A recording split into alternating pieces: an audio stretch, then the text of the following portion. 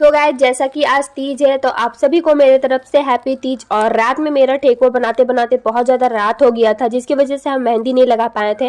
और तीज में मेहंदी नहीं लगाते हैं तो सब कुछ अधूरा सा लगता है, इसलिए सुबह सुबह यहाँ पे हम सारा घर का काम करने के बाद यहाँ पे आ गए हैं मेहंदी लगाने के लिए। तो यहाँ पे हम खुद से एक हाथ में मेहंदी लगा रहे हैं और कुछ इस प्रकार से डिजाइन लगा लेते हैं।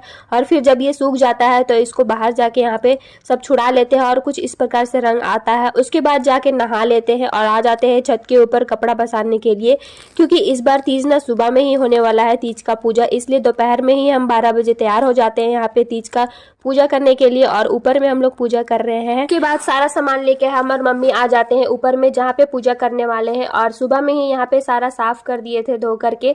तो यहाँ पे पूजा वाला जो बड़ा वाला चौकी है उसको ले लेते हैं और उसमें सभी फोटो जो शंकर भगवान का फोटो रहता है उसको ले लेते हैं और यहाँ पे हम लोग पूजा करना स्टार्ट कर देते हैं। और जब पूजा हो जाता है तो यहाँ पे हम कथा बोलते हैं, जो भी कहानी रहता है इस व्रत का वो कहानी बोलते हैं, सबको अच्छे से सुनते हैं। उसके बाद एक दूसरे को सिंदूर लगाते हैं और प्रणाम कर लेते हैं। लेकिन पूजा करने के बाद भी हम लोग को खाना नहीं रहता है, एक दिन पूरा फास्टिंग करना रहता है। तो फिर हम आ जाते हैं छत पे टहलने के लिए। तभी देखते हैं कि दोनों बाप बेटी यहाँ पे म्यूजिक लगा के डांस कर रहे हैं खूब सारा। और हमारी रेंटर का एक बर्थडे रहता है तो हम आ जाते हैं यहाँ पे बर्थडे में शामिल होने के लिए। और बड़े होने के नाते यहाँ पे इसका आरती उतार देते हैं।